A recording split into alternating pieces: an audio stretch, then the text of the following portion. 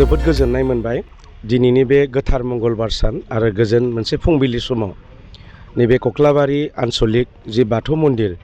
बेवहाय फैनानै आं आरज गाबबाय आरो आंखौ मदद खालामबाय जोंनि बाथौनि आरज हानजा बिथांमोन बिनि गेदेमा दैदेनगिरि बिथांमोना आरो आं बेवहाय आरज गाबनानै जोबोद सान्थि मोनबाय आरो आं आशीर्बाद लाबाय आफा बाथौ बोराइनि आरो आं फोथायनाय दं आरो बिथांमोनाबो आंखौ बोर सारस्रिबाय आरो आंहा फोथायनाय दं आङो एकदम बेसेबांबा बुरजाबो दं आं देरहालांसिगोन आरो नैबे समाव सार गाबोन सानसेल'सै जे भट होनाय हाबाफारिया समफोरनो बे समाव नोंथाङा माबायदि थौजों बा माबायदिजों जुजिगोन होनना सानो सार दा जोंहा पार्टि दङ जोंहा पार्टिनि BPF हानजानि जोंनि दैदेनगिरि मावथि आरो रायजो राजा बिथांमोना एकदमबारे सान हर बिथांमोना रायजो राजाखौ लानानै अर्गेनाइज खालामगासिनो दङ आरो आंबो गोबां जायगायाव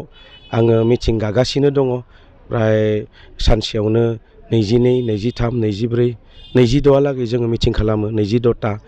आरो बेनि लोगोसेनो जोंहा BJP बिथांमोनाबो मदद खालामगासिनो दङ AJP बिथांमोनाबो मदद खालामगासिनो दङ आरो गोबां जोङो सामाजिक दल संगठन